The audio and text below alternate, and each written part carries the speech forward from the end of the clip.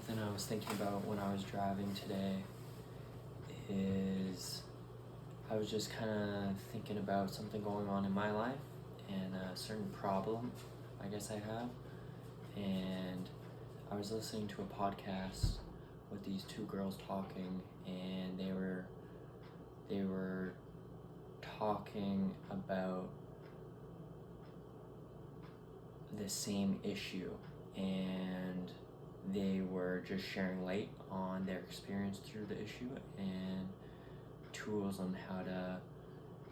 help and get through it. And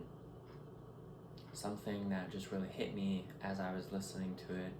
is just how privileged we are to have problems such as these. And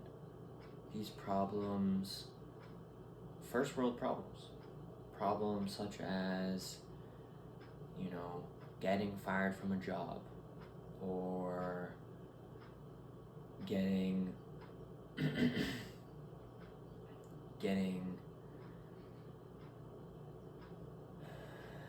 in a fight with a loved one or a friend, getting broken up with, getting something stolen. Like, all of these problems, they're problems, but it's such a privilege to have them as problems, because if you really visualize it and you put yourself across a world and you envision what it's like to live in a less fortunate country, in a less fortunate town, in a less fortunate household, where you wake up, you have to fend for food and water, you have to build your own shelter, repair your own shelter by yourself. You don't have the option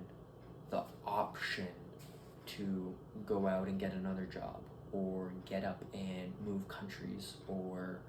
provinces or states. But instead, you are confined to the house you have in the village or town you're in, and food and water is scarce. Like,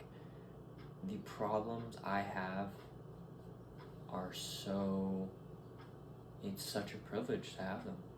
and it's something I've thought about before. People say first world problems, but I've never really